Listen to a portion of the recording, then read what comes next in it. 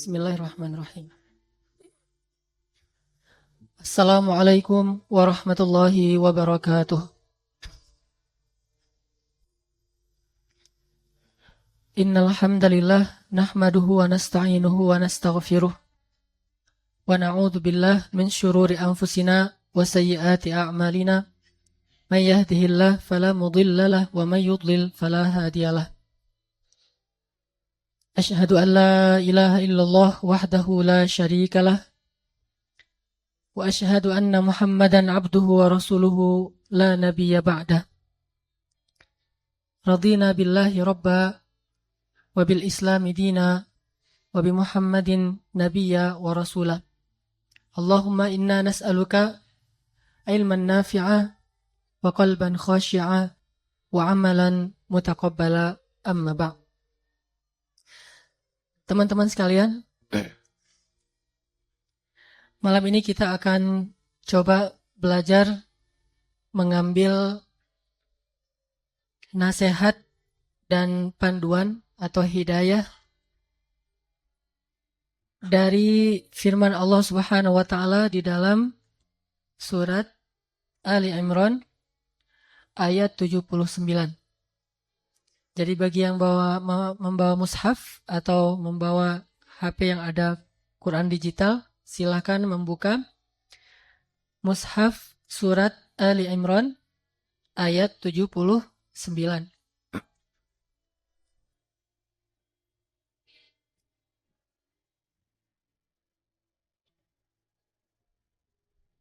Kita tilawah terlebih dahulu, nanti kita akan coba belajar dan memahami firman Allah di dalam ayat ini. Silakan dibuka surat Ali Imran, surat ketiga, ayat 79.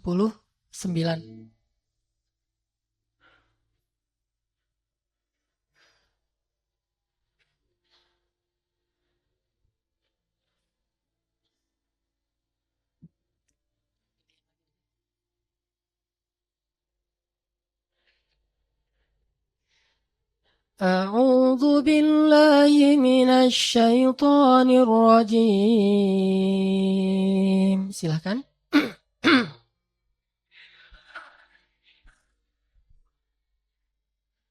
Bismillahirrahmanirrahim.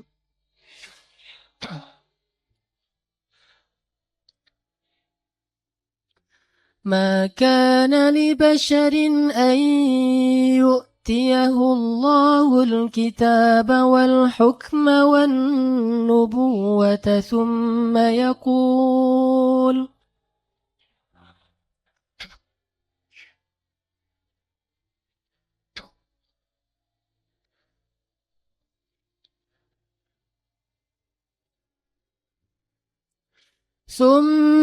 يقول للناس كونوا عبادا لي من دون الله ولكن كونوا ربانيين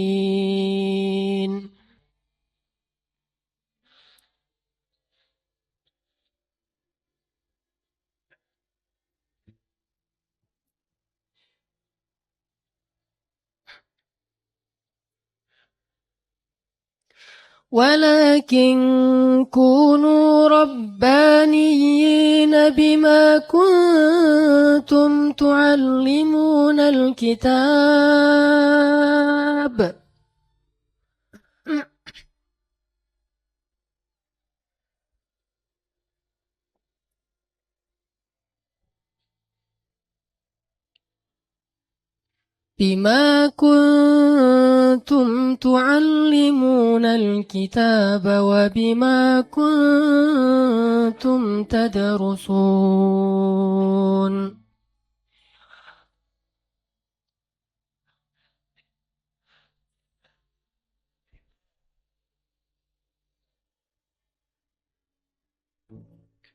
Tidaklah pantas bagi seorang manusia yang Allah berikan kepadanya Alkitab, Al-Hikmah, dan kenabian.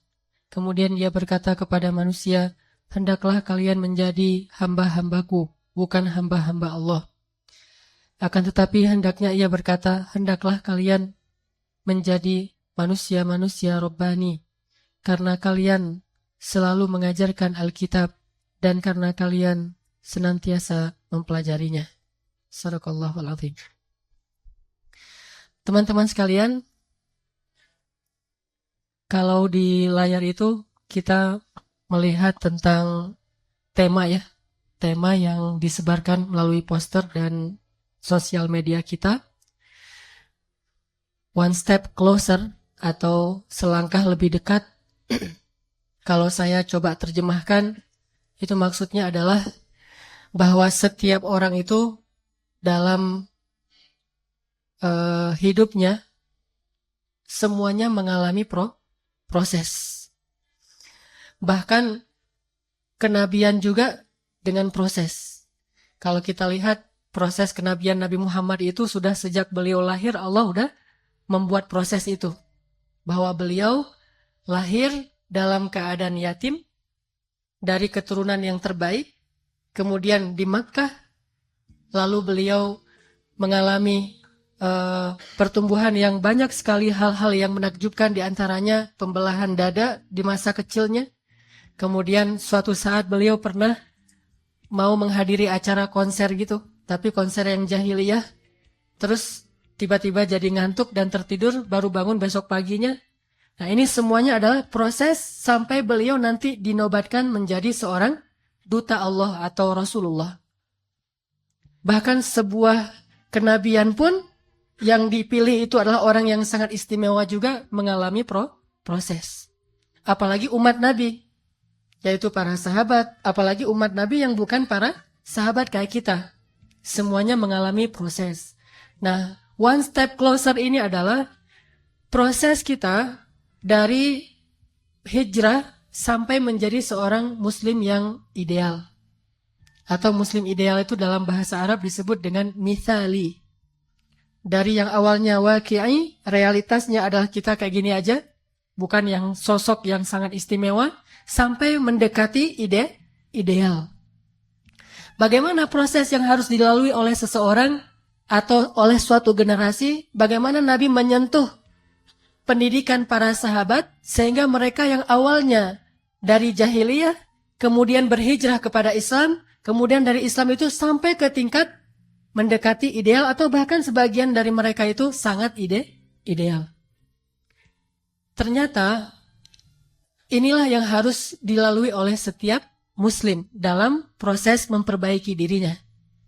Inilah yang dilalui oleh kaum muslimin, jama'atun minal muslimin, umat Islam, bahkan peradaban Islam. Semuanya butuh proses. Butuh step demi step sampai ke tingkat yang ideal. Ini makna dari one step closer itu. Closer kepada apa? Lebih dekat kepada apa? Lebih dekat kepada ideal. Saya nggak bilang udah ideal karena ini hanya Allah yang tahu. Tapi setidaknya kita lebih dekat kepada nilai-nilai ideal. Nah, di situ kita melihat ada istilah hijrah mungkin sudah common ya di kita, sesuatu yang udah biasa. Ada dua istilah yang mungkin bagi sebagian baru. Ada istilah saqafi, terus ada istilah Rabbani. Harusnya double B di situ. Rabbani. Ada istilah saqafi, ada istilah Rabbani. Dan istilah ini, terutama istilah Rabbani, kita temukan tadi di dalam bacaan surat Ali Imran. Allah mengatakan kunu Rabbaniyin. Kunu Rabbaniyin. Apa arti kunu? Kunu itu mirip dengan kun. Kalau kun itu satu, kalau kunu itu plural, banyak, jamak. Jadi kalau satu orang, kun Rabbani. Kalau banyak, kunu Rabbaniyin. Ini hanya soal grammar. Yang udah belajar bahasa Arab. Jadi kalau kun fayakun, itu satu. Kalau banyak, kunu fayakunu. Atau fayakununa. Jadi kalau banyak itu pakai Rabbaniyin, kalau satu Rabbani. Nah, kalimat kun di sini, jadi itu artinya ada pembentukan. Jadi enggak sekaligus bin salabin, abrakadabra, ini kalau Allah Subhanahu wa taala mengatakan kun ya langsung jadi. Tapi ini adalah sebuah perintah yang sifatnya hablum minan nas. Allah memerintahkan kepada manusia untuk menjadi Rabbaniyin. Artinya menjadi Rabbaniyin ini butuh proses. Seseorang untuk bisa menjadi Rabbaniyin butuh proses. Kalau kita lihat di ayat-ayat yang lain kalimat kun, salah satunya misalnya di At-Taubah, ya ayyuhalladzina amanu taqullaha wa kunu ma'as sadiqin. Kunu ma'as sadiqin. Jadilah kalian, artinya tumbuhlah kalian, bentuklah diri kalian dengan orang-orang soleh. Maka kalian akan jadi orang yang baik. Kalau di surat Ali Imran yang tadi saya baca ketika maghrib, wal takun, hendaklah ada, tapi sebetulnya terjemahannya bukan hendaklah ada, hendaklah jadi. Wal takum minkum ummah, siapa yang jadi? Sekelompok kaum muslimin menjadi orang yang yad'una ilal khair wa ya'muruna bil ma'ruf wa yanhauna 'anil munkar. Itu juga dibentuk. Artinya kata Allah, kunu rabbaniyin, untuk bisa menjadi seorang yang rabbani, nanti saya jelaskan apa beda rabbani dengan tsaqafi, itu butuh proses pembentukan. Itu butuh proses pembentukan, nggak sekali jadi gitu. Dan kita sekarang, kalau kita mau melihat diri kita, sekarang di antara 3 anak tangga itu, alhamdulillah rata-rata jamaah Al-Latif ini sudah melalui fase hijrah. Yang awalnya dulu mungkin jauh dari masjid, sudah berhijrah, sekarang rajin ke masjid. Yang awalnya dulu paling takut duduk dalam majelis ilmu, sekarang sudah berhijrah, rajin duduk dalam majelis ilmu. Awalnya dulu mungkin masih nggak tahu bahwa jilbab itu wajib, alhamdulillah bertahap hijrah mulai menutup aurat secara bertahap. Ini artinya proses hijrah udah kita lewati. Dan insya Allah saya yakin nih udah nyaman dengan hijrahnya. Dan mudah-mudahan Allah berikan istiqomah. Saya lihat tren di kita sekarang, kita udah masuk ke fase tangga yang kedua, yaitu tangga tsaqafi. Apa itu tangga tsaqafi?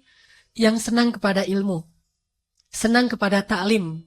Sehingga muncul istilah mabuk ta'lim. Ada ta'lim di sana, rame ke sana. Ada ta'lim di sini, rame. Di Al-Latif itu ada 3 taklim dalam sepekan, Senin, Rabu, Sabtu, dan kita berbondong-bondong datang, dan ini udah luar biasa. Jadi udah punya minat yang baik terhadap ilmu. Tetapi ternyata ini belum selesai stepnya. Ada step berikutnya, bukan hanya kepada senang ilmu, tetapi bagaimana menjadikan ilmu itu adalah karakter dalam diri kita. Bagaimana menjadikan ilmu itu adalah iman dalam hati kita. Bagaimana menjadikan ilmu itu membentuk membentuk diri kita untuk bisa menjadi seorang muslim yang kepada Allah itu taat, yang kepada manusia itu bermanfaat. Itulah Rabbani. Membentuk manusia yang kepada Allah itu taat, yang kepada manusia itu bermanfaat. Dan itu nggak bisa hanya dengan tangga tsaqafi. Dia harus dibentuk, dia harus diarahkan, dia harus ditumbuhkan, dia harus dikembangkan. Dan proses pembentukan, pengarahan, pertumbuhan, perkembangan itu yang dibentuk tadi dalam bahasa ulama disebut dengan tarbiyah. Kalau dari hijrah ke tsaqafi, nggak perlu tarbiyah. Hanya perlu dakwah fardiyah, ayo kita ta'lim yuk, ayo kita ngaji yuk, ayo kita tausiah yuk, ayo kita ada tabligh akbar yuk. Tsaqafi, dia menambah wawasan. Tetapi kalau mau menjadi Rabbani, Allah mengatakan kunu. Jadilah, arti jadilah di situ kata para ulama tafsir, bentuklah diri kalian agar bisa menjadi seorang yang Rabbaniyin. Bima kuntum tu'allimun atau wabima kuntum tadrusun. Jadi dibentuk oleh tarbiyah. Sekarang saya pengen ngebedain dulu nih. Apa bedanya Rabbani dengan tsaqafi? Dalam proses pembelajaran seorang muslim, ada 2 tujuan dari belajar itu. Yang tanpa kita sadari sebetulnya itu terjadi dalam setiap sistem pendidikan dan dakwah kita. Ada yang arahnya dakwah dan pendidikan itu kepada mencetak muslim tsaqafi. Ada yang arahnya lebih jauh mencetak muslim Rabbani. Mencetak muslim tsaqafi itu artinya menjadikan seorang muslim itu berwawasan Islam. Berwawasan Islam. Dan rata-rata pendidikan sekolah-sekolah Islam kita itu arahnya ke sini. Hanya sebatas menjadikan muslim ini punya wawasan Islam. Jadi yang ditransfer itu bukan iman. Yang ditransfer itu bukan akhlak. Yang ditransfer itu bukan minat. Yang ditransfer itu bukan himmah. Yang ditransfer itu bukan azam. Yang ditransfer itu bukan ruh atau semangat dakwah Islamnya atau semangat Islamnya. Yang ditransfer itu adalah wawasan dan informasi tentang Islam. Data-data Islam. Ini yang terjadi di masyarakat kita. Dan ini yang jadi masalah kenapa kaum muslimin mayoritas pendidikan Islam itu ada di setiap sekolah bahkan dari SD, tetapi kualitas muslimnya belum taat kepada Allah dan belum bermanfaat kepada manusia.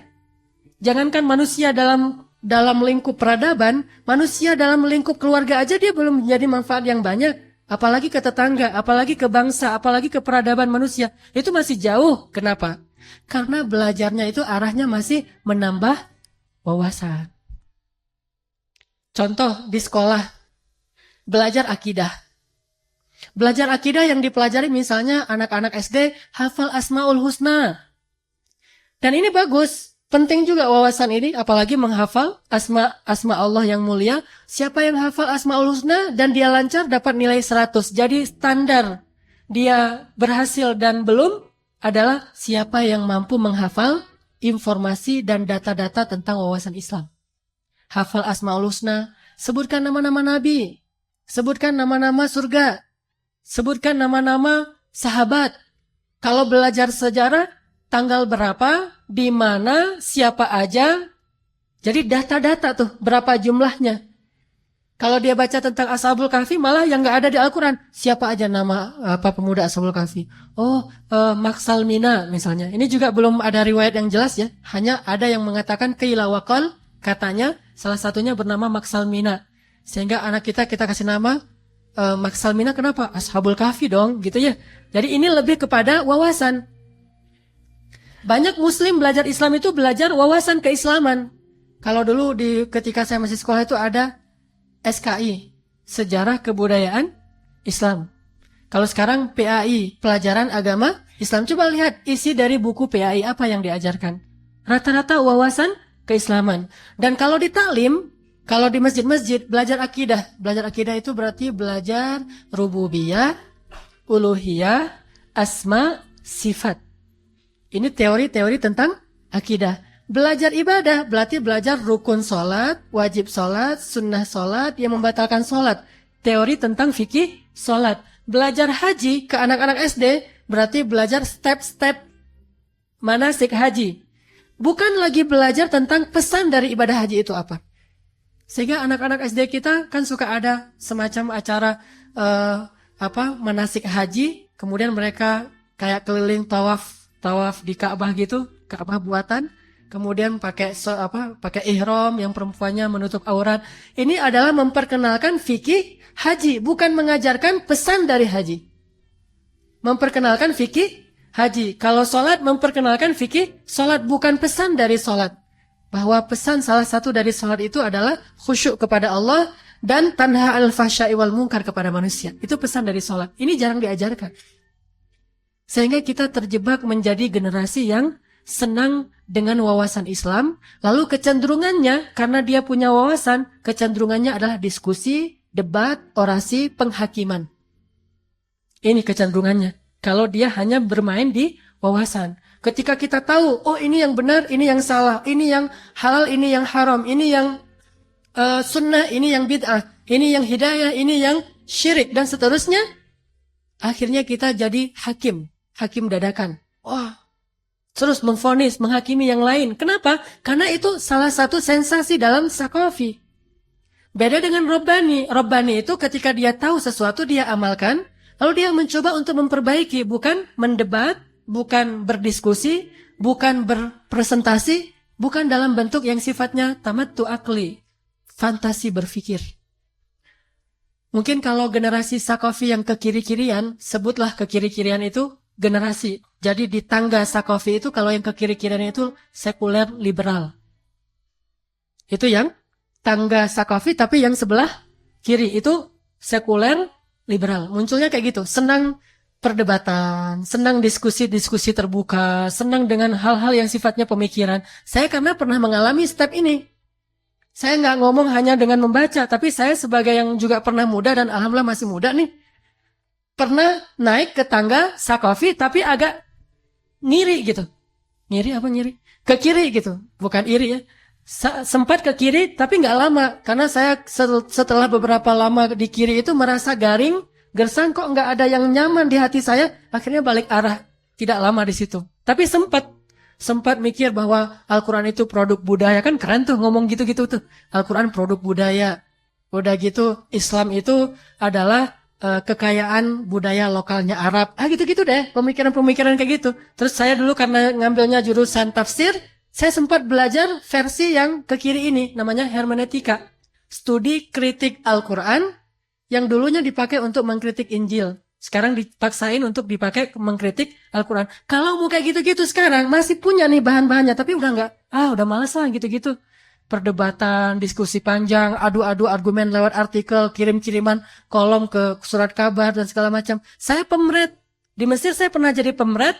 Kenapa saya buat buletin, buat majalah? Karena saya ingin mendebat orang-orang yang berpikirnya kanan. Saya buatlah buletin kiri. Saya jadi pemeratnya. Saya tahu apa rubrik-rubrik yang harus diisi yang bagus. Sampai ternyata yang kanan itu, yang buat rubrik di sana adalah calon istri saya. Jadi awalnya jadi bukan cinlok ya. Cinma, cinta majalah. Gara-gara lewat majalah jadi siapa sih tuh bantah-bantahan melulu. Soal nggak bisa tidur malamnya gara-gara pemikiran. Jadi bukan nggak bisa tidur gara-gara iman, takut kepada Allah, kemudian salat tahajud, nggak. Makanya saya bilang garing. Kalau yang sebelah kiri. Tapi asik bagi anak-anak muda yang mungkin baru-baru puber pemikiran, itu asik tuh. Terutama ya bagi kita nyebutnya puber pemikiran, itu asik banget. Ada sensasi di situ. Ada kayak drugs ya, drugs pemikiran. Bisa bantah orang, terus orang semuanya harus logis gitu. Tapi di hati nggak berasa apapun. Saya pernah mengalami masa itu, masa ketika agak-agak liberal dan sekuler, dan kemudian alhamdulillah akhirnya Allah selamatkan, bisa balik arah, dan istri saya juga menjadi salah satu asbab hidayah, akhirnya mulai, nggak tahu nih udah lurus apa enggak nih, cuma ya pengen lurus gitu aja. Artinya, Saqafi adalah belajar Islam yang hanya untuk nambah wawasan. Kalau di kiri tadi polanya adalah ke sekuler, liberal, atau orang-orang yang menyebut dirinya sebagai Islam liberal, walaupun sebetulnya dalam Islam tidak ada liberalnya. Yang ada Islam, Rabbani, dan Muslim yang sejati. Intinya, teman-teman sekalian, kalau yang sebelah kanan, nih yang Saqafi sebelah kiri, tadi kan ada dua kaki nih. Nah, kalau yang Saqafi sebelah kiri adalah liberal, kalau yang sebelah kanan, mungkin cenderungnya adalah dia senang dengan teori Islam saja dan terlalu berpikir idealis tanpa memahami realita. Idealnya kan gini, karena dia kan memahami teori ideal kan. Teori ideal sholat itu kayak gini, teori ideal akidah itu kayak gini, teori ideal muamalah mencari rezeki itu kayak gini. Dia nggak mau tahu tentang realita, sehingga akhirnya dia selalu berbicara ideal lalu mengutuk realita. Karena dia hanya tahu saqafah, sikapnya tidak dibentuk. Kemudian kebijaksanaannya tidak dibentuk, jadi nggak berbarengan. Yang muncul hanya yang di depan itu adalah wawasannya. Bertambah wawasan, bertambah idealis. Bertambah wawasan, bertambah idealis. Dan ini agak bahaya juga nih, walaupun untuk dirinya bagus. Untuk pribadinya bagus, tapi untuk yang lain belum bisa bermanfaat karena ini agak kaku. Sehingga menyebabkan orang lain itu merasa terganggu oleh dia. Kenapa ya? Yang rajin ngaji malah makin susah senyum. Yang rajin ngaji kok malah sering bilang saya sesat. Yang rajin ngaji kok malah sekarang nggak mau lagi bergaul dengan saya karena dianggap saya ini banyak syubhatnya dan seterusnya dan seterusnya. Ini karena kenapa? Karena dia larut dalam wawasan ideal teori Islam, tapi dia tidak dibangun, tidak dibentuk kedewasaan dan kebijaksanaan yang Rabbani. Itulah saya bilang, tapi nggak salah, cuma belum sempurna. Untuk dia pribadi itu bagus banget. Sehingga kita pengen pendidikan Islam di Indonesia ini, baik yang di masjid ataupun yang di sekolah-sekolah, arahnya bukan ke Saqafi, bukan nambah wawasan, tetapi arahnya adalah nambah iman, nambah amal, nambah baik akhlaknya, itu arahnya. Rabbani. Jadi dari dua arah ini, yang satu Saqafi, yang satu Rabbani, maka nanti muncullah pola. Sehingga kalau kita ngebandingin generasi kita dengan generasi sahabat, kayaknya lebih pintar teori generasi kita loh daripada generasi sahabat. Sahabat dulu nggak terlalu jago dalam teori-teori fikih. Jadi di zaman mereka itu nggak ada istilah usul fik, itu nggak ada. rukun sholat, wajib sholat, mereka nggak tahu. Yang mereka tahu gimana sih Nabi sholat, ya udah ikutin. Mereka praktekkan sholat seperti yang dicontohkan Nabi. Dan ada sedikit perbedaan-perbedaan fikih, mereka toleran. Karena memang mereka tahu bahwa itu sesuatu yang sederhana. Tetapi ketika munculnya generasi berikutnya, generasi para ulama, mulailah dikonsep Islam ini menjadi sebuah teori. Mulailah muncul teori akidah, teori ibadah, teori muamalah, teori perdagangan, ekonomi, politik, segala macam. Bagus, tetapi sisi yang lain kita jadi larut dalam teori itu sehingga ulama menyebut dengan istilah maklamah teoritis. Islam teoritis. Kalau tanya kepada para sahabat, apa arti rububiyah? Gak semua mereka ngerti. Istilah rububiyah. Bahkan istilah akidah itu munculnya belakangan. Mana ada akidah dalam Al-Quran coba? Ada kalimat akidah dalam Al-Quran? Tidak ada. Ada kalimat akidah dalam hadis? Tidak ada. Istilah akidah itu istilah belakangan. Sama dengan istilah ikhtilat. Yang kita sering ngomong nih, ikhtilat.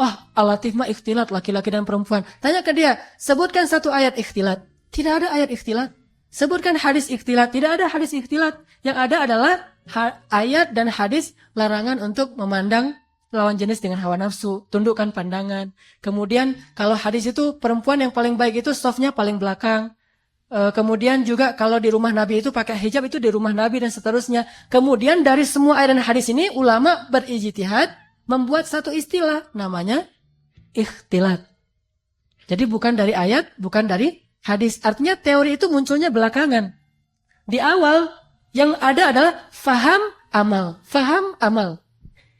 Tapi nggak bisa dibahasakan secanggih generasi kita. Generasi kita itu lebih canggih dalam teorinya, tetapi kurang dalam pemahaman dan pengamalannya. Jadi kita ingin step berikutnya itu menjadi muslim yang kalau dia baca Al-Quran bukan cuma tahu teori tafsir. Bukankah banyak ulama tafsir atau ahli dalam tafsir tapi dia tidak bertambah iman ketika membaca Al-Quran? Bahkan bisa jadi dia profesor di bidang tafsir tapi ketika dia baca Al-Quran gak bertambah iman. Kenapa? Karena dia baru di tataran sakafah. Kalau lagi ngebedah tafsir itu wawasannya luar biasa, dalam dan luas. Tetapi tidak menambah iman. Padahal salah satu ciri mukmin itu wa idza tuliyat 'alaihim ayatuhu zadathum imana, bertambah iman. Sedangkan Rabbani itu kalau belajar akidah tujuannya adalah kagum sama Allah tuh gimana sih caranya? Yakin sama Allah tuh gimana sih caranya? Bergantung kepada Allah tuh gimana sih caranya? Itu Rabbani. Kalau Saqafi, Allah itu apa? Kemudian sifat-sifat Allah itu apa? Ini Saqafi. Bukan gak penting, cuma itu bukan intinya. Intinya adalah gimana caranya kita lebih yakin kepada Allah. Tapi kalau sekedar informasi, kayak kita belajar sirah, informasinya Nabi itu nama aslinya siapa, ayahnya siapa, kakeknya siapa, nama-nama istrinya siapa, nama-nama putrinya siapa, nama-nama putranya siapa, nama-nama sahabatnya siapa. Ini kan wawasan ya. Padahal inti dari belajar sirah itu adalah mengambil teladan agar bisa kita tiru dalam kehidupan kita. Itu namanya Rabbani. Jadi kita pengen belajar masuk ke step berikutnya. Bagaimana menjadi muslim yang masuk ke substansi dari agama. Bukan sekedar judul agama. Bukan sekedar sinopsis agama.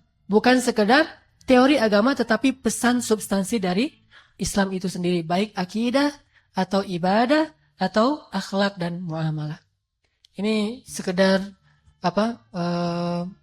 definisi dari istilah Saqafi dan istilah Rabbani. Karena kekhawatiran saya banyak orang yang merasa udah puas kalau belajar dalam taklim, jadi tahu. Tetapi di sisi yang lain tidak bertambah amalnya atau bertambah amalnya tapi tidak selaras dengan yang diinginkan oleh Islam karena sifatnya masih otodidak. Karena kalau Saqafi itu kita bisa otodidak, googling, kita bisa di YouTube, kita bisa nonton di TV, kita bisa dengar di radio, kita bisa baca buku, itu Saqafi. Kalau Rabbani nggak bisa otodidak. Dia tetap butuh seorang guru, seorang pembimbing yang mengarahkan kita sehingga sampai ke step itu. Insyaallah nanti kita lanjutkan lebih jelas lagi, akan saya tampilkan beberapa hal setelah sholat Isya insyaallah. Bismillahirrahmanirrahim. Teman-teman sekalian, saya coba mungkin memperjelas lagi dengan bentuk yang lain.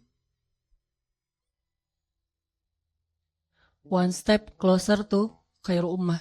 Jadi kalau kita mau bicara Muslim yang ideal itu adalah khairu ummah, yang disebutkan di dalam Al-Quran adalah para sahabat. Jadi semua nilai-nilai ideal yang harusnya dimiliki oleh umat Islam itu ada pada generasi sahabat, walaupun realitasnya para sahabat itu tidak memiliki semua nilai ideal pada satu diri. Jadi gak satu orang sahabat itu ideal segala hal dia paling baik, gak. Cuma Rasulullah yang bisa kayak gitu.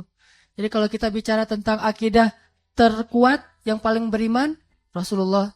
Iman yang paling kuat. Bicara tentang ibadah yang paling luar biasa, getol dan paling khusyuk, Rasulullah. Bicara akhlak yang paling azim bahkan, bukan hanya mulia tapi menakjubkan, Rasulullah. Bicara yang paling pemberani dalam jihad, Rasulullah. Bicara yang paling rahmah adalah Rasulullah. Bicara apapun tentang hal-hal yang ideal, pastinya ada pada diri Rasulullah. Memang layak uswatun hasanah banget gitu. Tapi kalau pada sahabat, itu terbagi-bagi kepada banyak sahabat yang kemudian terakumulasi menjadi satu ummah, satu jamaah atau satu generasi yang disebut dengan khairu ummah. Jadi kalau kita bicara Muslim yang ideal, khairu ummah itu adalah kuntum khairu ummatin ukhrijat linnas, para sahabat. Kemudian baru yang setelahnya, sampai ada 2 riwayat, ada yang mengatakan setelahnya 3 kali, ada yang mengatakan 2 kali. Allahu a'lam. Nah, bagaimana step untuk bisa sampai kepada khairu ummah? Generasi kita ini bisa jadi khairu ummah walaupun mungkin gak persis seperti para sahabat. Karena kata para ulama, fa'il lam takun mithlahum fatashabbahu bihim. Kalau kalian gak bisa persis kayak mereka, minimal miriplah dengan mereka gitu. Ternyata sama caranya. Apa yang mereka alamin, itu juga yang harus kita alamin. Mereka misalnya tangga pertama itu hijrah. Hijrahnya mereka itu masuk Islam ya. Hijrah mereka itu syahadatain. Kalau hijrah kita itu berazam untuk mengubah cara hidup kita yang dulu, yang lama, yang jauh dari agama menjadi lebih dekat kepada agama. Itu udah kita lewati. Nanti ada step kedua, rajin taklim. Nah, rajin taklim ini kita hadiri acara-acara tausiah, tabligh akbar, gebiarnya tuh luar biasa. Tetapi ternyata untuk membentuk khairu ummah gak cukup dengan taklim. Buktinya apa? Buktinya bahwa kita itu udah ngalamin masa-masa gebiarnya taklim itu sejak zaman Zainuddin Amjad loh. Dengan dai 1 juta atau 1000 umat, ditambah lagi dengan Roma iramanya, jadi nada dan dakwah, kita udah ngalamin masa-masa taklim yang luar biasa. Dengan jumlah yang datang itu banyak tuh luar biasa, melebihi taklim-taklim zaman sekarang. Dulu mungkin setelahnya muncul Agim dengan juga 1 juta umat. Sekali beliau ceramah itu yang hadir itu 1 gazebo. Itu masa-masa taklim. Dan Indonesia sudah melewati juga masa itu. Sekarang masa tarbiyah sebetulnya. Kalau kita mau bicara yang lebih kolosal, sekarang tuh udah era tarbiyah, bukan era taklim. Sehingga kalau alatif ramainya dengan taklim, ini sebetulnya kita masih berjalan di tempat. Kita ingin ramainya di tarbiyah. Apa sih bedanya taklim dengan tarbiyah? Taklim itu kalau dalam analogi kayu ya, pohon. Jadi sebelum hijrah itu dia ibarat seperti pohon liar yang tumbuh di hutan. Belum terjamah apapun. Liar aja tumbuh kayak gitu. Terus tumbuhnya nggak teraturan, nggak jelas, pokoknya namanya juga liar. Itu belum hijrah. Ketika hijrah artinya ditebang, kemudian diangkut kemana? Ke pabrik, kan gitu ya? Itu hijrahnya pohon ditebang, terus diangkut ke pabrik. Sampai di pabrik, diapain tuh pohon? Diolah. Diolah tuh diapain? Dipotong-potong gitu ya. Ada yang dipotong-potong, ada yang dibelah-belah, ada yang terkelupas kulitnya, diambil dalamnya segala macam. Nah ini namanya taklim. Masa-masa pemotongan mulai dibentuk, tapi bentukannya itu belum jelas, belum bisa disebut, oh ini meja, oh ini kursi, oh ini lemari, belum bisa. Namanya masih batangan kayu. Sedangkan tarbiyah, dia bukan lagi di pabrik, sudah dibawa ke tempat-tempat kerajinan. Mulailah kayu-kayu tadi itu dibentuk sesuai dengan potensi kayu. Ada yang ini kayu ini nggak bisa kalau dibuat kursi.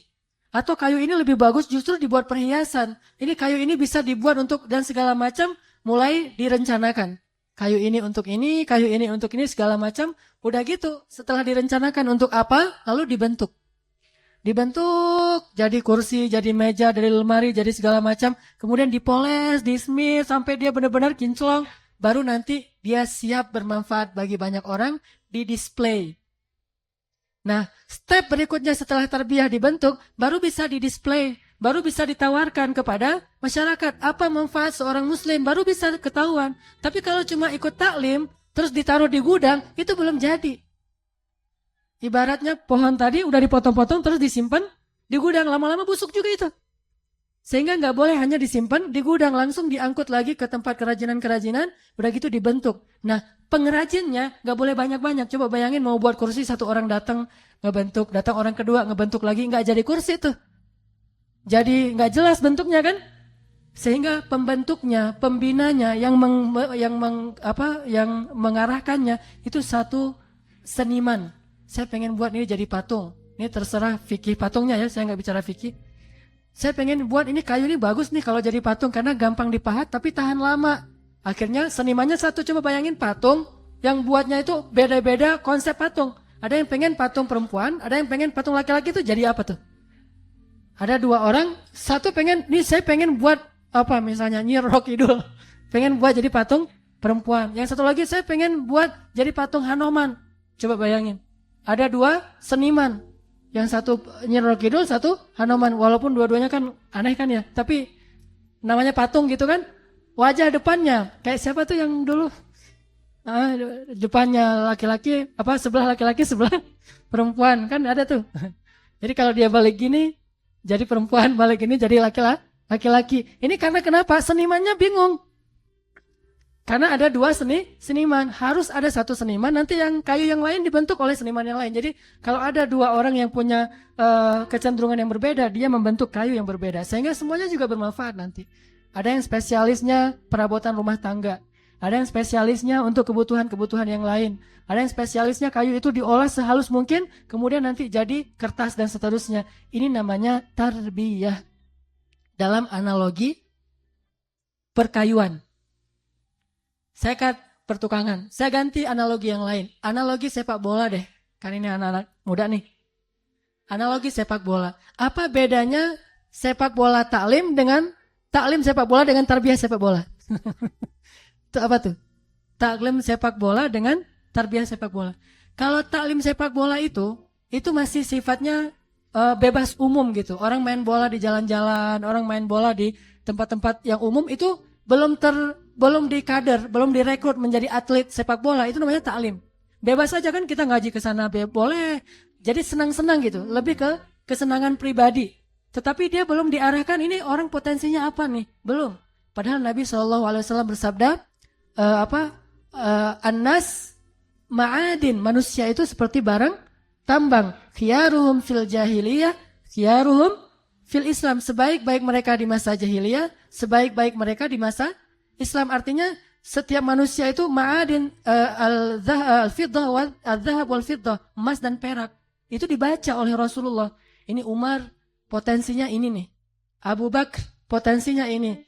Utsman potensinya ini. Ali potensinya ini. Masing-masing dibaca oleh Rasulullah. Kemudian nanti Rasulullah sebagai senimannya, kalau dalam bahasa surat Al-Fat itu disebut sebagai zurra, yang menanam, atau disebut dengan benih kazar'ain. Maka beliaulah yang mengarahkan, wahai Mus'ab bin Umair, dakwahlah di Madinah. Wahai Ja'far, pimpinlah kafilah kita ke mana? Habasyah. Wahai Ali, ke Yaman. Wahai Mu'az bin Jabal, ke Syam. Wahai nanti di masa Abu Bakar, wahai Khalid, wahai Abu Ubaidah, wahai Amr bin As, dan seterusnya dan seterusnya. Ini dibina dan dibangun potensinya, dibentuk. Itu namanya tarbiyah. Kalau dalam sepak bola tadi ada taklim sepak bola, yaitu bebas main bola di mana aja, yang penting rame-rame seneng-seneng, tapi belum ditentukan ini jadi atlet sepak bola yang bagian apa nih? Striker kah? Dia bisa ganti-ganti posisi kan, suka-suka dia. Saya hari ini lagi nggak enak badan, pengen jadi gawang aja gitu. Biar langsung jadi sasaran kan, jadi enak kan badannya tuh kalau jadi gawang. Atau hari ini saya pengen jadi wasit deh gitu, merasa paling adil gitu kan. Saya pengen jadi wasit biar saya yang orang yang paling bijaksana misalnya. Ganti-ganti posisinya. Atau lagi main keluar masuk bebas kan, nggak ada aturan. Itu namanya ta'lim. Baru dia bisa diarahin, oh kamu memang cocoknya striker, kamu cocoknya gelandang, kamu cocoknya back dan seterusnya. Dia masuk ke tarbiyah, mulai masuk ke sekolah atlet, mulai diarahin, kamu itu kayak gini, bakat kamu ke sini dan seterusnya. Itu tarbiyah dalam analogi sepak bola. Begitu juga dalam analogi-analogi yang lain, intinya adalah kalau pengen melahirkan khairu ummah nggak cukup dengan semarak taklim, harus mulai semarak tarbiyah dibentuk.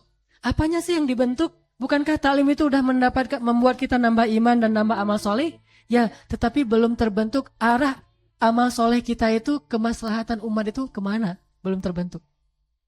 Maslahat umat itu yang kita bisa berikan itu apa? Belum. Kecuali kita menjadi individu muslim, belum menjadi syakhsiyah da'iyah, seorang muslim yang da'i yang bisa bermanfaat bagi orang lain. Mulai dari sikapnya. Kalau individu muslim dia sikapnya bebas. Kalau da'i dia udah punya konsekuensi dari setiap sikap dia. Dan dia udah tahu step-step untuk berdakwah, apa yang harus dia lakukan, kemana dia mengarahkan umat. Itu butuh tarbiyah. Dan suatu saat nanti dia akan jadi khalifatullah fil ard. Dengan tujuan imaratul ard. Membangun dan memakmurkan bumi. Wasta'marakum fiha, kata Allah. Dan Allah menyuruh kalian memakmurkan bumi. Dan itu butuh proses tarbiyah. Jadi kalau kita lihat perjalanan dakwah di Indonesia, masa hijrah kita sudah lewat. Sekarang sebetulnya bukan lagi masa ta'lim, bahkan sudah masuk ke masa tarbiyah. Masa ta'lim itu ditandai dengan banyaknya da'i-da'i kondang. Mulai dari Zainuddin Amjad, A'agim, sampai para ustadz-ustadz yang selebriti yang muncul banyak sekali di televisi. Ini eranya ta'lim. Sekarang era tarbiyah, da'inya nggak kondang. Tapi visioner, dia programmer, dia konseptor, dan dia membina. Dan dia biasanya sedikit dapat untung dari dakwah itu. Hampir nggak dapat untung apa-apa secara duniawi, kecuali dia mengharapkan ridha Allah. Tapi kalau dalam bentuk taklim, ustadznya ini ustadz selebriti, tahu kan modelnya. Ya, dan itu boleh-boleh saja, saya nggak mengkritisi mereka. Itu fasenya.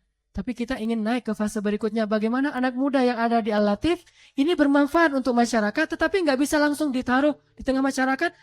Agak bahaya nih, dengan pemahaman yang tinggi, kemudian semangat yang tinggi, tapi kebijaksanaannya belum, nih bahaya. Dia punya semangat ideal, tapi tidak memahami realitas. Justru nanti yang terjadi di masyarakat adalah kita menjadi orang-orang yang menghambat kemajuan proses dakwah karena justru semangat kita yang tinggi. Kita nggak mau tahu realitas di masyarakat. Kita pengennya harusnya kayak gini. Emang siapa yang nggak pengen kayak gitu? Tapi kan realitasnya nggak gitu, bertahap. Dia berdakwah sampai akhirnya masyarakat ini sampai ke tingkat peradaban yang ideal. Kita ingin coba lihat sebuah tayangan tentang pentingnya tarbiyah. Ini dari seorang, tapi bahasa Inggris dan mudah-mudahan kita ngerti. Saya sih nggak terlalu ngerti. Coba ntar bareng-bareng ya. Tentang pentingnya bagaimana Rasulullah membina sahabat sampai menjadi khairu ummah melalui tarbiyah.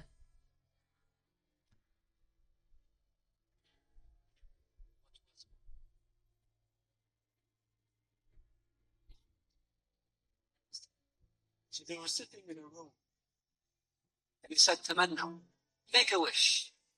One of the Sahaba said, "I wish that this room would be filled with gold, like spend it in the path of Allah." He said, "Tamannaw, make a wish." Another Sahabi, I said, "I wish this room would be filled with jewels and gems, so I can spend it in the path of Allah." He said, "Make a wish." He said, "Oh, Amir al-Mu'mineen, we don't know what to say. Fill this room with what?" Umar ibn Khattab said, "My wish is that Allah Azza wa Jal fills this room with the likes of Abu Ubaidah Amir ibn al-Jarrah, so that I can send them in Sabilullah. I wish this room is full of men like Abu Ubaidah." Nah, di sini ada kisah tentang Umar bin Khattab ketika Umar jadi Amirul Mukminin, mengumpulkan beberapa orang pejabatnya. Terus Umar tanya, coba kalian bayangkan, apa yang kalian harapkan di ruangan ini penuh dengan apa? Atau dalam negara kaum muslimin itu penuh dengan apa? Sehingga mereka mengatakan kami ingin ruangan ini penuh dengan emas dan perak sehingga bisa kita pakai modal itu untuk membela agama Allah, mensyiarkan, mendakwahkan agama Allah. Modal sifatnya materi. Terus ada lagi yang mengatakan kami mengharapkan ini penuh dengan perhiasan sehingga juga bisa kita pakai untuk dakwah. Apa kata Umar? Aku berharap ruangan ini penuh dengan orang seperti Abu Ubaidah dan Muaz ibnu Jabal. Dia pengen kader, dia pengen rijal, bukan pengen harta, materi, dan segala macam. Yang paling penting itu adalah rijal. Saya butuh rijal. Dan Umar tuh sangat terkagum, ngefans banget sama Abu Ubaidah. Sebagaimana Abu Bakar ngefans banget kepada Khalid. Sehingga di era Abu Bakar dia mengangkat Khalid sebagai pimpinan militer. Di era Umar mengangkat Abu Ubaidah dan semuanya juga baik tergantung kondisinya. Intinya adalah pelaku peradaban itu adalah rijal. Jadi peradaban Islam itu tidak maju gara-gara Masjid Nabawinya itu megah. Buktinya dulu Masjid Nabawi terbuat dari apa? Pelepah kurma dan sangat sederhana. Peradaban Islam itu, kaum muslimin itu menang bukan karena persenjataannya canggih. Walaupun itu juga penting ya. Nggak ada yang nggak penting, tetapi intinya rijal. Para sahabat, manusianya, kader-kadernya. Dan itu tidak akan didapatkan kualitas mereka yang seperti Abu Ubaidah dan Muaz bin Jabal. Kecuali dengan membentuk mereka, membina mereka, mengkondisikan mereka. Sehingga akhirnya menjadilah khairu ummah. Saya perjelas lagi tadi tentang bedanya ta'lim dengan tarbiyah. Dalam ta'lim itu seorang ustaz nggak harus kenal dengan jamaahnya. Yang penting udah dapat kan apa yang saya sampaikan. Misalnya wawasannya, udah ngerti. Bagi-bagi modul segala macam atau direkam. Dan nggak harus kenal. Karena emang nggak akan di-maintenance, nggak akan dibina, nggak akan ada hubungan apa-apa setelah ini. Selain pernah ikut ta'lim saya, gitu aja. Bukankah kita di Al-Latif pernah mengalami masa ta'lim itu 7 tahun? Dan saya hampir tidak kenal siapapun di antara jamaah yang hadir kecuali namanya saja. Beda dengan tarbiyah. Tarbiyah itu bukan cuma kenal, tetapi intensitasnya tinggi. Pergaulannya itu bukan cuma di dalam masjid, dalam halaqah ta'lim, tetapi juga di luar masjid. Kenapa? Karena kalau udah kenal, akrab, jadi bersaudara, mudah dipantau perkembangannya kayak gimana. Dulunya dia nggak pernah sholat tahajud, sampai bisa pernah sholat tahajud. Dulunya dia orangnya kayak gini, sampai bisa berubah akhlaknya. Perubahan-perubahan itu dipantau terus dan dibina dan diarahkan terus. Secara persepsi dulunya dia berpikir sempit, sekarang udah mulai luas. Berpikir yang balance, yang tawazun. Ini semuanya dipantau dalam tarbiyah. Sehingga seorang guru atau murabbi dengan muridnya mutarabbi itu bukan cuma sekedar guru dalam halaqah, tapi juga bisa jadi sahabat dalam pergaulan, bisa jadi orang tua dalam curhat, bisa jadi teman dalam berbicara dalam banyak hal. Sehingga program taklim hanya satu, yaitu taklim, halaqah ilmu. Program tarbiyah bukan cuma halaqah ilmu. Makanya kita buatlah program olahraga bareng. Orang berpikir, olahraga saya juga udah punya jadwal olahraga, atau saya push up aja sendiri di rumah, atau saya lari aja, atau saya treadmill aja di hotel dan segala macam. Itu kalau dia berpikir itu cuma olahraga. Sedangkan dalam tarbiyah itu bukan cuma olahraga. Di situ ada nuansa keakraban yang sedang dibangun secara bertahap. Sehingga olahraganya dibuat agak asik. Kita main skate, kita guling-guling, kita misalnya pull up, kita berenang sesekali. Kenapa? Biar kita akrab. Kan akrab tuh kalau pas berenang ada yang tenggelam diketawain rame-rame. Kan jadi akrab kan ya? Saya tahu ada Benzo yang misalnya sering mendaki kan lewat kita acara-acara gathering. Saya tahu ada misalnya beberapa teman-teman di sini yang punya potensi A, B, C, dan Z. Itu gara-gara kita rajin, intensitas kita tuh tinggi dalam bergaul. Lewat mukhayyam, lewat acara berenang, lewat acara olahraga, atau nongkrong setelah kita taklim kayak gini. Orang di luar yang nggak ngerti pikir, ngapain sih tidak Al-Latif tuh di teras pada nongkrong sampai jam 11 malam. Kalau dilihat tanpa ada misi, dianggap itu tongkrongan yang sia-sia. Padahal itu nggak sia-sia. Di situ itu kita lagi saling kenal. Cuma kan nggak mungkin saling kenal kayak gini nih. Kita kan pada diam nih. Gimana saling kenal? Pada diam semuanya ngelihat ke saya. Baru saling kenal kalau kita interaksi satu dengan yang lain. Dan interaksi itu nuansanya tidak boleh taklim. Bukan halaqah. Nuansanya adalah nuansa acara-acara yang sifatnya santai. Makan bareng, kalau kayak misalnya beli martabak, ngumpul. Dan teman-teman yang belum kenal juga, kita nggak menutup kepada hanya yang udah rajin ke taklim doang. Siapapun bisa bareng-bareng dengan kita makan martabak bareng. Martabak itu bukan untuk anak SIF ya, untuk semua jamaah latif. Jadi siapa yang mau makan martabak, ayo datang aja. Saya mah bukan pengurus SIF. Itu bukan untuk pengurus SIF. Kalau pengurus SIF dia punya rapat yang sendiri dan nggak melibatkan banyak orang karena emang namanya juga organisasi. Tapi kalau untuk gathering kayak gini siapapun bisa. Acara olahraga yang kita adain hari Minggu misalnya. Itu untuk siapapun supaya kita lebih akrab. Karena pengalaman saya di Al-Latif, 7 tahun kita buat taklim, itu nggak ada gerakan apapun. Ya gitu-gitu aja. Tapi ketika kita ganti dari taklim jadi tarbiyah, step pertama tarbiyah kita dulu apa? Buat acara gathering belajar berkuda sama paintball ya. Itu step pertama tarbiyah kita sebetulnya. Walaupun dulu kita nggak tahu kalau itu tarbiyah, kita pikir gathering. Saya punya misi tarbiyah di situ. Ayo kita main paintball yuk. Ayo main paintball. Udah gitu biar agak-agak ada nyunahnya. Kita belajar berkuda kan? Berkuda. Ternyata dari situ jadi ketahuan bahwa kita semangat lagi. Jadi lebih kenal. Jadi lebih ukhuwah. Ayo kita latihan di pusnif. Pull up, push up, sit up segala macam sama Pak Mayor Alwi. Jadi lebih akrab lagi. Ayo kita mukhayyam. Akhirnya kita ke Ciwidey. Makin akrab. Baru mulai kita bisa saling tabadulit thiqah dan tada'imur rawabit, mentransfer informasi tentang dakwah Islam itu kayak gimana, cara kita bermanfaat bagi manusia itu kayak gimana, sedikit demi sedikit. Mulailah ada halaqah tarbiyah yang lebih kecil. Nah, ini semuanya adalah bentuk dari pembinaan. Kesana dakwah sebetulnya. Jadi seorang ustaz tugasnya bukan cuma ceramah. Kasihan kalau ustaz banyak tapi semuanya jadi penceramah. Harusnya ustaz itu punya tugas lain setelah berceramah, yaitu membina umat.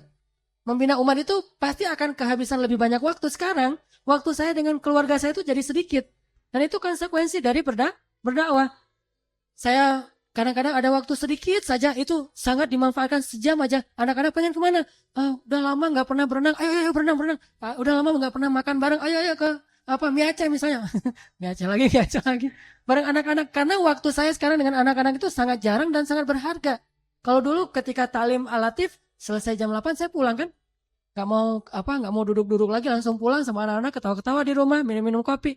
Gak bisa lagi sekarang karena waktu saya udah banyak lagi tersita untuk tarbiyah, untuk membina. Dan itu juga tenaga, pikiran saya yang jadi sering gak bisa tidur gara-gara mikirin, ini gimana lagi. Terus konsultasi dengan guru saya, Ustadz ini udah sampai ke sini nih dakwahnya. Jadi serius. Kalau taklim kan saya gak mikir itu, cuma mikirin materi. Dan materinya pun suka-suka saya. Kalau sekarang saya mikirin materi itu pusingnya luar biasa. Kenapa? Saya harus mikirin materi yang sesuai dengan dakwah. Bukan lagi yang penting saya nyaman, udah terserah terima aja. Enggak. Mulai diarahkan, mulai dibentuk. Namanya nggak bentuk kan? Seorang seniman, ini apa ya yang kurang ya? Ini bentuknya kurang lengkungan apa ya? Dipikir, dirasain, terus dia belajar. Itu tarbiyah. Dan kita sebagai mutarabbi, murid-muridnya, juga diikat lebih dari yang dulu. Kalau dulu cuma talim terus bebas. Kalau sekarang mulai, ayo kita ini yuk. Terus ditanya masalah pribadi, ada yang mau curhat bareng-bareng. Jadi udah ustadznya juga mulai menerima curhat-curhat, terutama mutarabbinya. Kalau curhat yang di luar mungkin nggak jadi prioritas saya. Ada yang ustadz mau tanya, nggak langsung dibalas. Tapi kalau yang nanya anak Al-Latif, itu lebih direspon. Kenapa? Karena ini mutarabbi, ini sedang kita bina. Dan kita jadi perhatian lebih gitu. Intinya adalah tugas seorang ulama dari zaman Rasulullah bukan cuma penceramah. Rasulullah itu nggak terlalu banyak sebetulnya berceramah. Kalau kita baca hadis beliau, lebih banyak itu hadis tongkrongan daripada hadis tausiah. Hadis tausiah itu sedikit dan panjang-panjang. Tapi kalau hadis yang pendek-pendek itu pasti kami lagi ngumpul bersama Rasul. Ketika saya berjalan bersama Rasul, ketika saya dibonceng oleh Rasul, kan gitu kan ya. Itu kan proses tarbiyah, bukan proses taklim. Yang taklimnya biasanya Nabi memulai dengan ittaqullaha haqqa tuqatih. Kemudian membaca ittaqullaha ya ayuhan nasu taqu rabbakumul ladzi khalaqakum min nafsin wahidah. Ini kan bahasa taklimnya Rasul. Sedangkan hadis-hadis yang banyak kita baca itu bukan dalam taklim. Rata-rata dalam halaqah kalau bahasa anak muda mah tongkrongan yang santai. Keluar satu hadis, lagi makan, ternyata ada hadis tentang makan. Lagi di jalan, hadis tentang musafir. Lagi misalnya naik kendaraan, hadis jangan berkhutbah di atas onta. Kemudian jangan karena Nabi ngelihat ada yang menato onta itu ya, nggak boleh membuat tanda atau tato kepada hewan peliharaan terutama di bagian wajah dan perutnya dan seterusnya. Ini kan berlalunya bukan dalam taklim. Itu terjadi dalam interaksi sahabat dengan Nabi yang sangat intens. Muncullah hadis-hadis itu. Nah, ini namanya pembinaan. Lalu ada sahabat yang berbuat kesalahan, Nabi memperbaiki, menasehati dia. Lalu jadilah hadis bagi kita. Semua itu kita bahas dalam taklim. Ini yang jadi agak beda nih konsepnya. Hadis-hadis tarbiyah Nabi kita bahas di dalam taklim. Harusnya hadis itu kita bahas dalam tarbiyah. Jadi baru kita kasih tahu kepada seseorang itu tentang akhlak ketika kita dalam keseharian. Misalnya dia pas lagi ngomong bohong gitu atau nggak jujur. Kita bilang, alaikum bisidqi fa inna sidqa yahdi ilal birri wa innal birra yahdi ilal jannah. Iyyakum wal kidba fa innal kidba yahdi ilal fujur wa innal fujura yahdi ilan nar.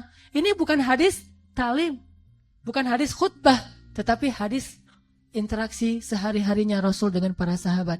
Artinya tugas Nabi itu bukan cuma yu'allimukumul kitab, tetapi juga beliau mengajak kaum muslimin dan membentuk mereka menjadi khairu ummah. Inilah tugas para ustaz. Dan inilah yang sedang kita lakukan di Masjid Al-Latif. Jadi kalau taklim Senin, Rabu, Sabtu ramai, bagi saya itu saya syukuri dan itu luar biasa ya. Nikmat dari Allah untuk kita semuanya. Hadiah dari Allah untuk Masjid Al-Latif. Bukan karena kehebatan pematerinya sama sekali, bukan. Tetapi karena hadiah Allah untuk Masjid Al-Latif dan hidayah Allah untuk kita bareng-bareng. Tapi itu belum apa-apa. Bagi saya itu bukan standar ukuran dakwah itu udah jalan atau belum.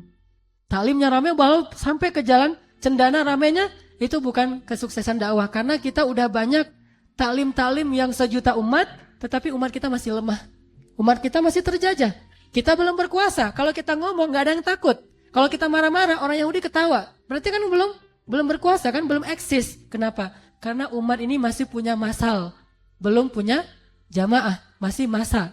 Bukan jamaah, masih jumlahnya banyak tapi seperti haba'am mansura, seperti buih di lautan, belum menjadi quwwah kalbunyanim marsus. Maka dari itu standar dakwah di Al-Latif menurut saya udah sukses, bukan banyaknya jamaah yang datang dalam taklim, tetapi bagaimana proses tarbiyah itu kita lalui sampai akhirnya jamaah kita ini semuanya siap untuk mengabdi kepada masyarakat sesuai dengan potensi kita masing-masing. Kalau kita di dunia anak muda, gimana caranya kita bisa memberi manfaat kepada banyak anak muda sehingga terbebas dari narkoba, dari geng-geng yang mungkin gengnya sifatnya perang sampai bunuh-bunuhan, kemudian dari seks bebas. Ini tujuannya. Gimana anak muda menjadi duta untuk menyelesaikan masalah anak muda. Itu baru namanya dakwahnya jalan. Tapi kalau yang udah hijrah, rajin taklim, yang di luar, yang di dalam, itu kayaknya belum sukses dakwah ini. Saya tidak puas kalau dakwah ini hanya banyak taklimnya. Taklim ibu-ibu banyak. Tetapi kenyataannya yang ikut dalam taklim, ternyata di luar taklim gak terlalu jauh berbeda dengan orang yang tidak pernah taklim. Berarti kan belum dibentuk. Baru dikasih tahu ini benar, ini salah.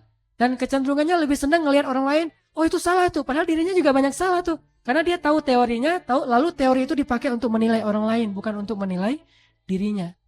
Itu tarbiyah dengan taklim itu bedanya ke sana.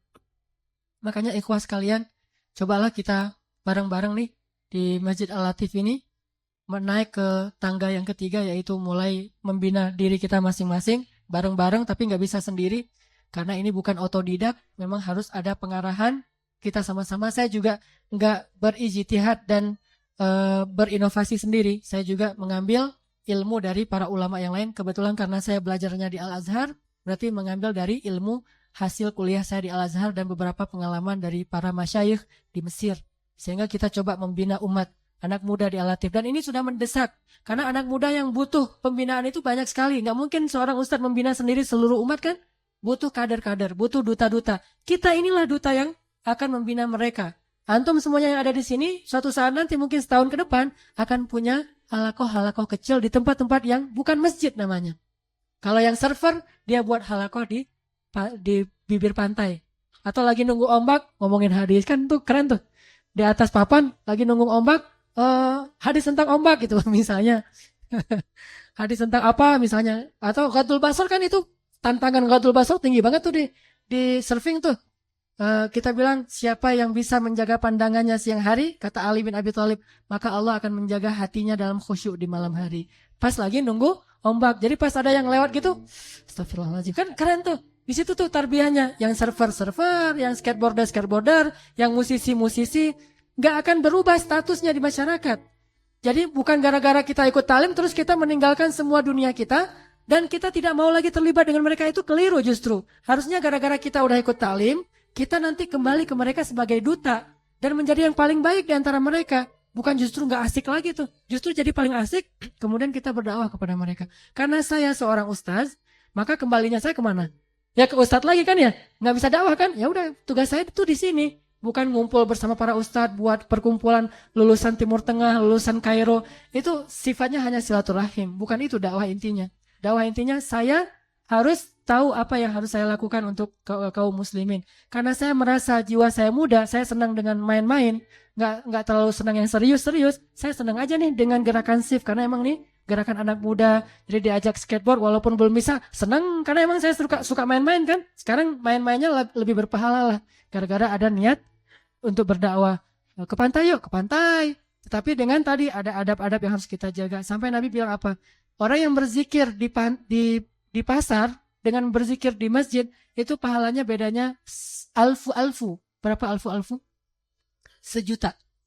Siapa yang membaca la ilaha illallah wahdahu la syarikalah lahul mulku wa lahul hamdu yuhyi wa yumitu biyadihil khair, ada tambahan itu, biyadihil khair wa huwa ala kulli syai'in qadir, di pasar dia mendapatkan alfu hasanah, 1.000.000 kebaikan. Kenapa kok di pasar lebih banyak kebaikannya berzikir ketimbang di masjid? Karena tantangan berzikir di pasar itu lebih berat. Soalnya di pasar orang mikirnya hubbud dunya, tentang keuntungan, tentang harta, tentang ekonomi, tentang materi. Dalam situasi kayak gitu masih bisa la ilaha illallah wahdahu la syarikalah. Jadi nggak bisa konsumtif gara-gara zikir, itu lebih besar pahalanya. Sehingga siapa yang bisa berzikir di pantai dalam suasana kayak gitu, bisa menjaga diri, itu udah tough tuh.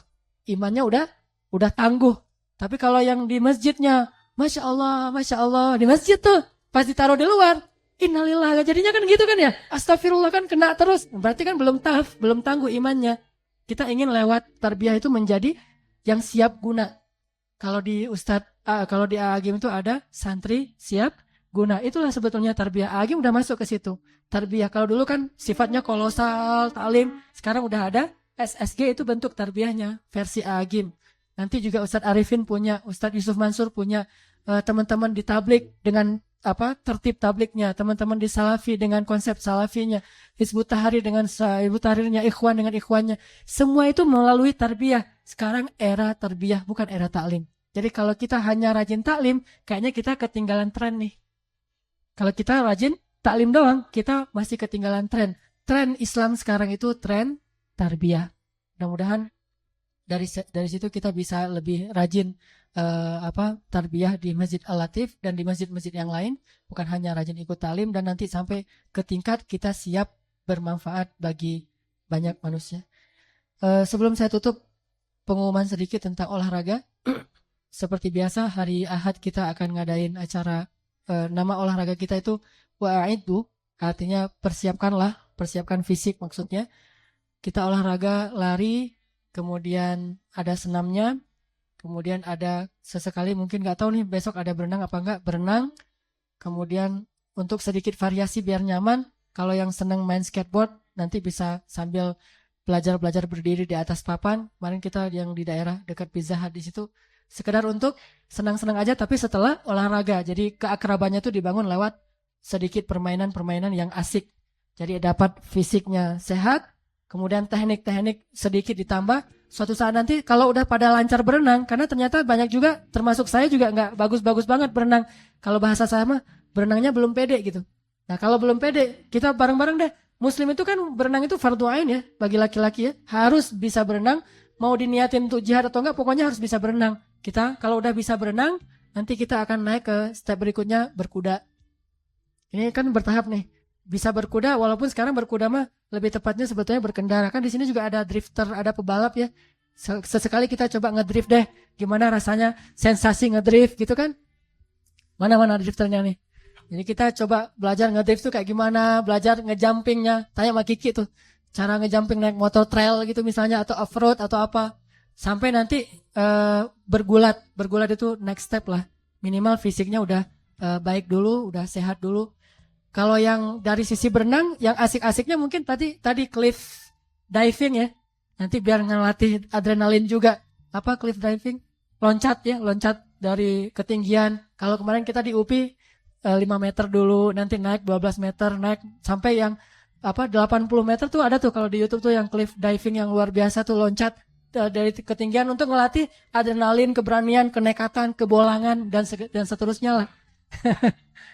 Hal-hal yang kayak gitu, variasi dalam berenang. Selain berenang yang pastinya yang wajib seorang muslim itu kayak gimana, minimal bisa ngapung di laut, gak ditaruh di laut kayak Brigadir Al-Qassam gitu, terus kita tenggelam sendiri, yang lain udah pergi, kan gak keren banget tuh ya.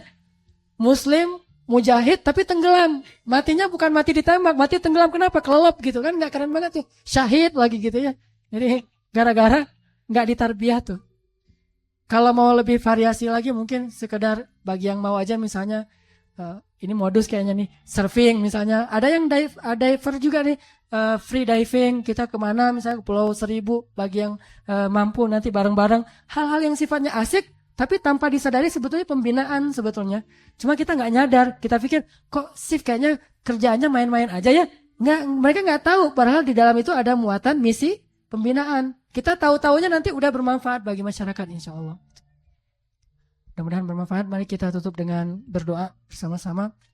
Mudah-mudahan Allah Subhanahu wa taala memberkahi gerakan dakwah kita ini, masjid kita ini, umat kita ini, bangsa kita ini, sehingga Islam segera tegak di bumi Indonesia dengan la ilaha illallah Muhammadur Rasulullah dan syariat Islam sebagaimana yang Allah turunkan kepada Rasulullah sallallahu alaihi wasallam. Dan mudah-mudahan kaum muslimin yang tertindas di Rohingya, di Yaman, di Suriah, di Irak, di Mesir, di Palestina, dan di negeri-negeri yang lain, Allah berikan mereka kekuatan dan memberikan pertolongan. Dan mudah-mudahan kaum muslimin cepat bersatu, minimal bersatu hatinya. Bersatu hati artinya saling mencintai dan saling melindungi. A'udzu billahi minasy syaithanir rajim. Bismillahirrahmanirrahim. Alhamdulillahi rabbil alamin hamdan yuwafi ni'amahu wa yukafi'u mazidah. Ya Rabbana lakal hamdu kama yanbaghi li jalali wajhikal karim wa 'azimi sultanik. Allahumma salli wa sallim wa barik ala Muhammad. Allahumma ighfir lana dhunubana wa israfana fi amrina. Rabbana la tu'akhidhna in nasina aw akhtana.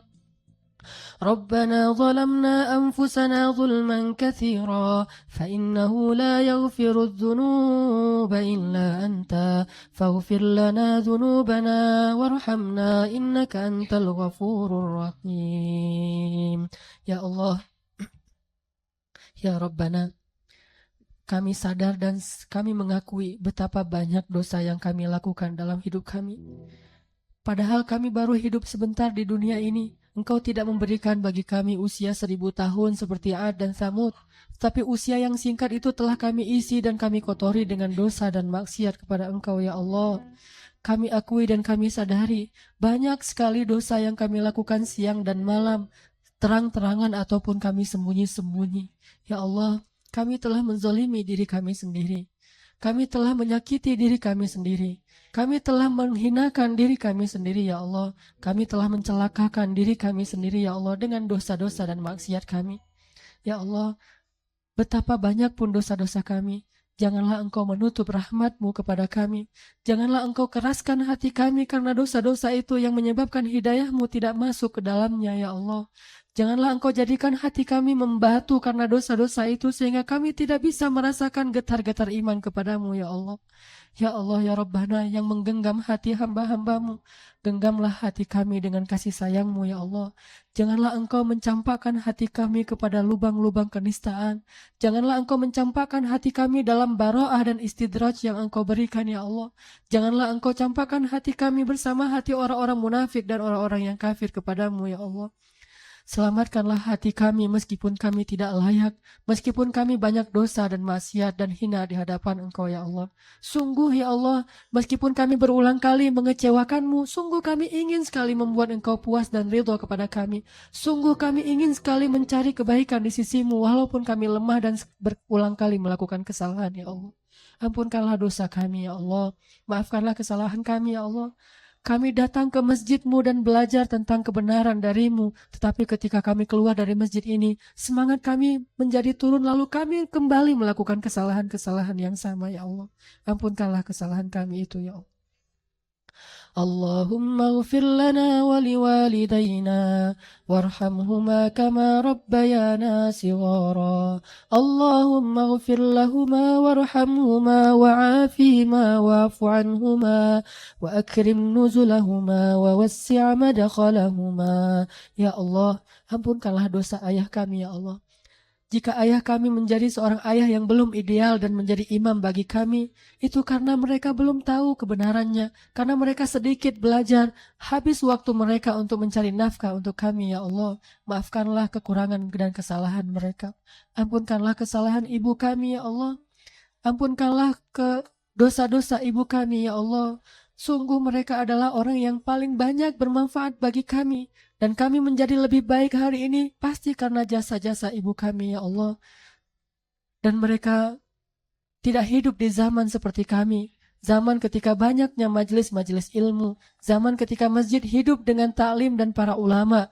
Mereka hidup di zaman yang sepi dari ilmu. Mereka hidup di zaman yang susah sehingga mereka sibuk untuk menafkahi kami juga ya Allah. Maafkanlah kesalahan mereka dan kekurangan mereka. Jika ayah dan ibu kami telah wafat, hadiahkanlah dari kami doa-doa anak yang soleh ini kepada mereka. Jadikanlah doa-doa kami yang duduk di dalam rumah-Mu ini. Walaupun kesolehan kami belum ideal, belum sempurna, tetapi kami berusaha untuk lebih baik di sisi-Mu. Jadikanlah doa-doa kami malam ini di dalam masjid sebagai hadiah yang meringankan dan menghilangkan azab kubur bagi kedua orang tua kami ya Allah. Ya Allah, jadikanlah kami anak-anak yang bisa menghafal Al-Quran. Walaupun tidak semuanya bisa 30 juz, tapi berikanlah beberapa juz Al-Quran dan sempurnakanlah, perbanyaklah kami untuk bisa bertartil dan bertilawah Al-Quran. Sehingga ketika kami bisa menghafal Al-Quran, kami bisa menyelamatkan kedua orang tua kami dari api neraka ya Allah. Ya Allah, perkenalkanlah kami kepada orang-orang soleh. Perbanyaklah orang-orang soleh yang menjadi sahabat dan kekasih kami dalam hidup di dunia. Sehingga orang-orang soleh itu yang akan menolong kami nanti dari azab api neraka ya Allah. Orang-orang soleh yang ketika mereka berada di pintu surga, mereka bertanya tentang kami karena kami mencintai mereka selama hidup di dunia ya Allah. Kenalkanlah kami kepada mereka. Janganlah Engkau membatasi hubungan kami dengan mereka karena dosa-dosa kami ya Allah. Karena kami terlalu banyak kesalahan-kesalahan yang kami lakukan sehingga Engkau menghalangi kami dari bertemu dengan mereka. Ya Allah, kenalkanlah kami kepada seorang ulama yang solih, seorang sahabat yang solih, seorang ahli Al-Quran yang solih, seorang pemimpin yang solih, sehingga kami bisa meneladaninya, sehingga kami belajar darinya, sehingga kami bisa menjadi orang-orang yang baik, tumbuh bersama dengan mereka. Ya Allah, bantulah kaum mujahidin. Bantulah mujahidin fi sabilik. Bantulah mujahidin yang ada di Gaza dan Palestina. Bantulah mujahidin yang ada di Suriah. Bantulah mujahidin yang ada di Irak. Bantulah mujahidin yang ada di Misr. Bantulah mujahidin yang ada di Pakistan. Bantulah mujahidin yang ada di Afghanistan. Bantulah mujahidin yang ada di Yaman. Bantulah mujahidin yang ada di Rohingya. Bantulah mujahidin yang ada di Shishan. Bantulah mujahidin yang ada di seluruh dunia. Bantulah para da'i-da'i Islam yang ada di seluruh dunia Islam.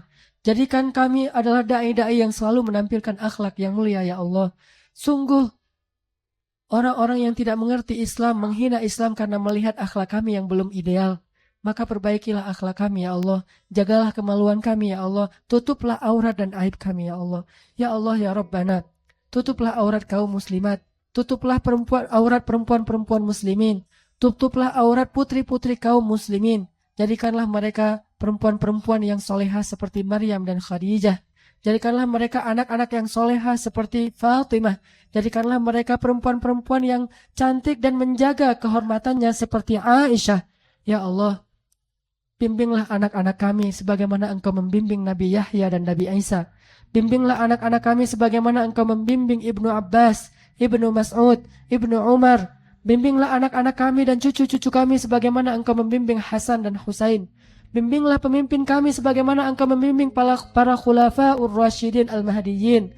Bimbinglah pemimpin-pemimpin atau calon pemimpin kami sebagaimana Engkau membimbing Umar bin Abdul Aziz, sebagaimana Engkau membimbing Nuruddin Zinki, sebagaimana Engkau membimbing Salahuddin al-Ayyubi, sebagaimana Engkau membimbing Muhammad al-Fatih, sebagaimana Engkau membimbing para ulama-ulama kami Al-Bukhari, Muslim, Asy-Syafi'i, Imam Malik, Abu Hanifah, Ahmad bin Hanbal. Jadikanlah generasi kami walaupun tidak sebaik generasi pertama, tapi jadikanlah generasi kami adalah generasi yang semangat untuk mencontoh kepada generasi pertama, ya Allah. Rabbana hablana min azwajina wa dzurriyyatina qurrata a'yun waj'alna lil muttaqina imama. Rabbana atina fid dunya hasanah wa fil akhirati hasanah wa qina adzabannar. Subhanakallahumma wa bihamdika asyhadu an la ilaha illa anta astaghfiruka wa atubu ilaik. Assalamualaikum warahmatullahi wabarakatuh.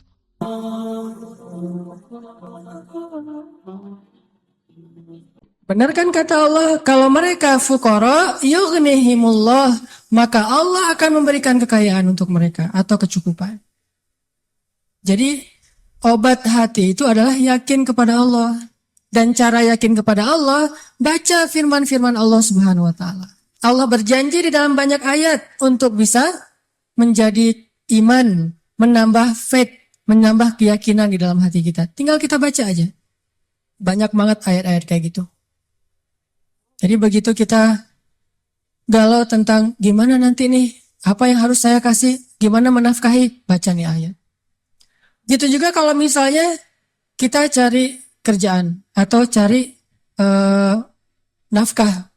Allah Subhanahu wa taala juga memberikan kita banyak sekali ayat-ayat yang menjadi janji dari Allah bahwa siapa yang yakin kepada Allah, pasti Allah Subhanahu wa taala akan menjaganya. Itu banyak banget ayat kayak gitu.